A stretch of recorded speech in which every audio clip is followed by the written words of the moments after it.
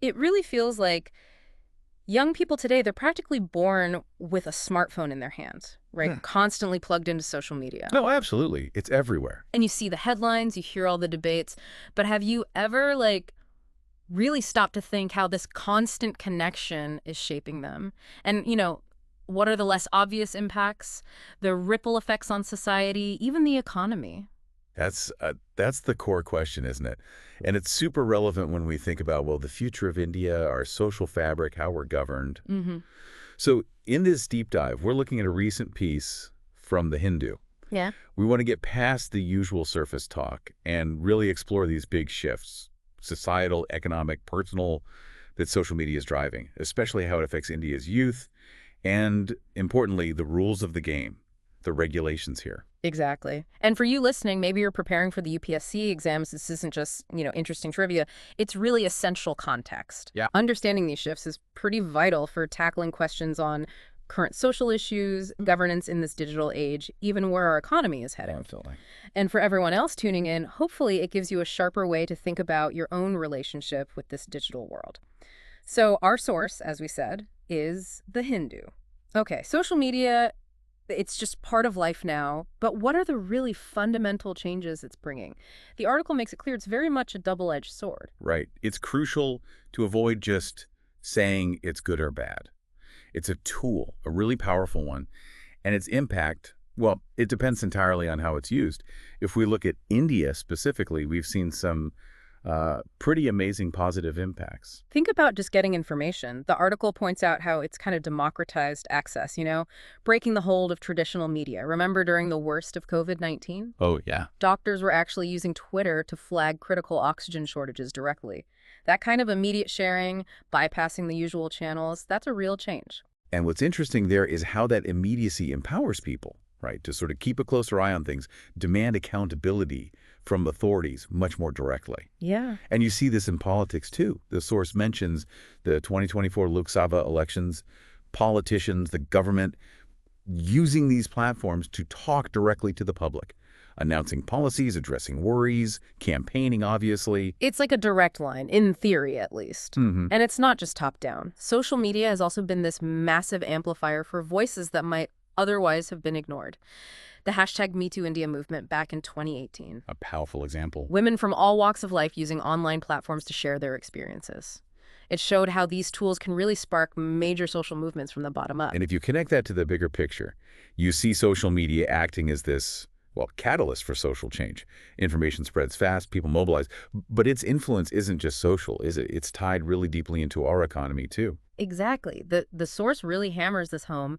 Social media is a huge engine for India's digital economy. It's not just the big tech companies, it's supporting this whole ecosystem. Small businesses, startups, gig workers, and yet the influencers we see everywhere. Right. Think about your local baker or an artisan using WhatsApp now showing off their products. They can reach so many more people than before. And the scale of this, what they're calling the creator economy, it's pretty striking. The numbers in the article, they mentioned it grew from under 1 million people in 2020 to, what, over 4 million in 2024? Yeah, that's a huge chunk of the workforce now. It really is. And we're not talking small amounts here. The article values India's creative economy at USD 30 billion in 2024. That's about 2.5% of our GDP. That's significant. It absolutely is a real economic force. And it seems the government is taking notice, too. Right, with things like Waves 2025 and that billion-dollar fund they announced just for creators. Exactly. That kind of government backing really shows how important this sector is seen to be, economically speaking.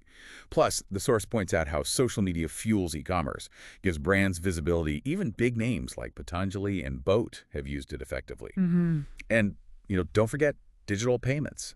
Platforms like WhatsApp Pay are helping bring more of the economy online into the formal sector. Okay, so one side of the coin. Powerful tool for information, social action, economic growth. Big potential. But, like we said, there's another side. And the article digs into the efforts to regulate this powerful force. Which brings up that critical question. How is India trying to manage this very dynamic and often unpredictable digital space? The main law, the article highlights, is the Information Technology Act 2000. That sort of laid the groundwork for electronic governance, which now includes, well, all the social media. And a really crucial bit in that original act was Section 791. Hmm. That gave platforms, the intermediaries, a kind of shield, right? Protection from legal liability for user content. The safe harbor. But there was a big condition, wasn't there? They basically had to just be providing access, not messing with the content itself. Like a landlord isn't responsible for everything their tenants do. That's a good analogy. And that safe harbor has been fundamental to how these platforms operate. But, as concerns grew about online safety, harmful stuff, we got the IT rules in 2021. Right. These rules put more responsibility on the platforms. Things like ensuring safety, taking down bad content, educating users about privacy, copyright, defamation, national security risks. And then more recently, that 2023 amendment came along requiring platforms to remove content the government flags as false. That stirred up a lot of debate. It certainly did. And the article mentions the Supreme Court actually put a pause on implementing it. So you see this real tension, this balancing act. Exactly, between the government wanting to manage information and, the fundamental right to free expression. Which the courts have weighed in on quite significantly. Yes, absolutely. This judicial aspect is key. The Shreya Singhal case in 2015 was huge. It struck down Section 66A of the IT Act because it was too vague, basically. Right, the offensive messages part. Exactly. The court really reinforced freedom of expression online, saying that criticism, satire, dissent, well, that can't be criminalized just because someone finds it offensive, unless, of course, it falls under the reasonable restrictions in Article 19(2) of the Constitution. That ruling really sets important boundaries for online speech here. And then there was the K.S. Puttaswamy judgment in 2017, privacy as a fundamental right. How did that change things for social media and tech?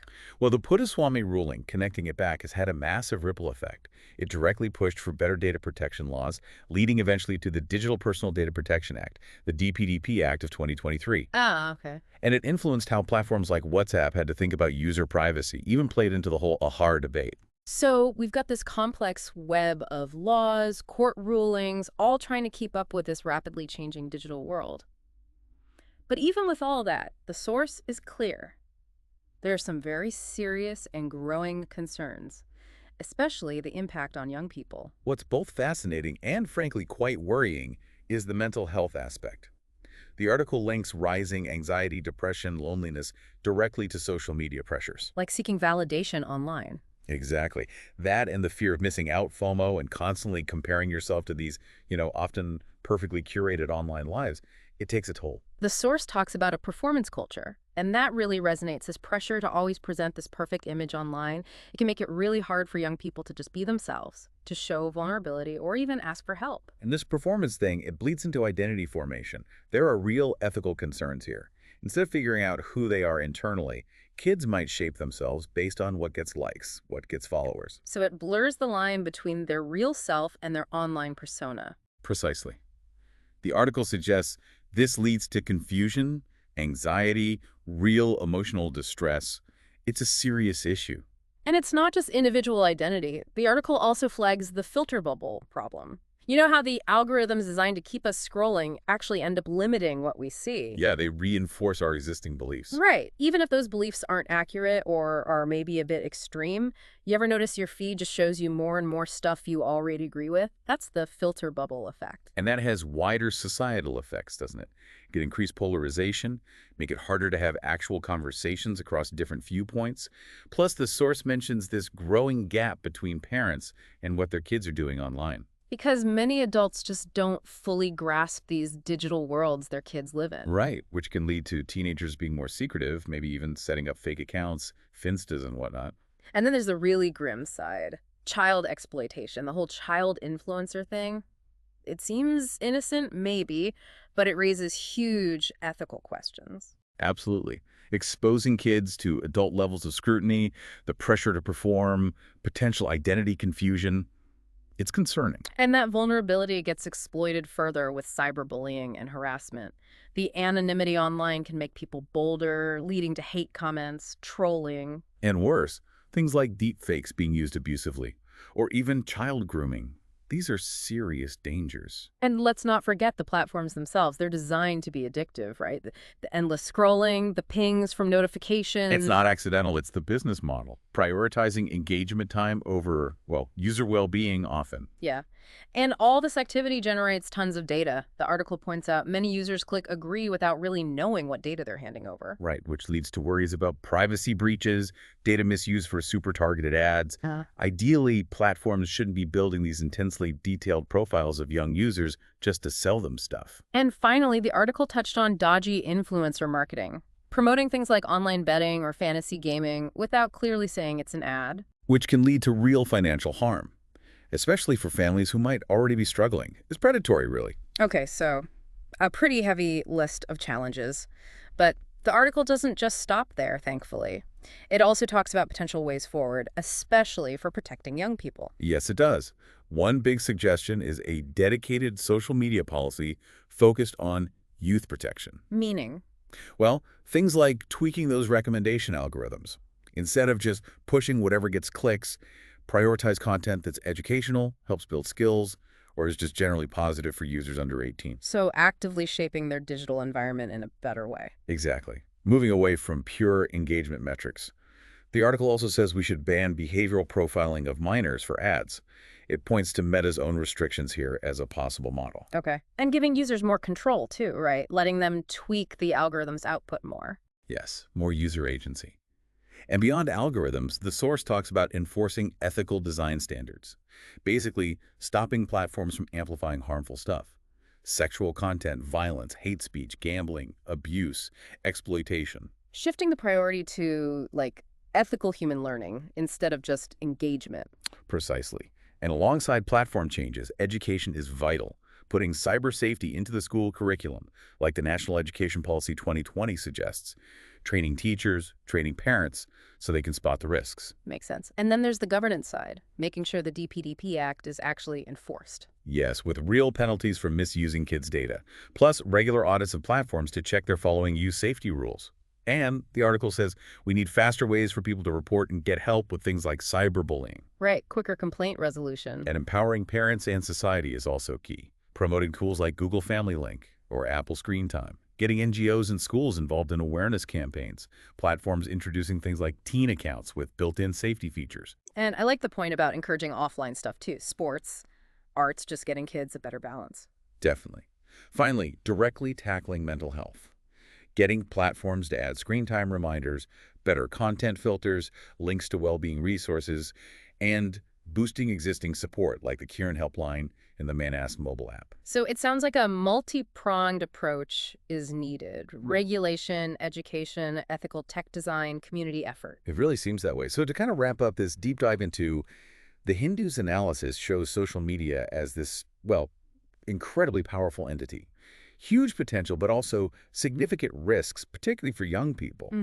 Regulation, digital literacy, and a real commitment to ethical design aren't just nice-to-haves. They seem absolutely essential to navigate this whole complex landscape. And for those of you listening, especially if you're prepping for the UPSC, understanding these dynamics is just crucial, isn't it? It hits on social change, governance, the economy, fundamental rights. All key areas. And for everyone, we hope this offered a more critical, maybe more informed perspective on how we all engage with social media. Yeah.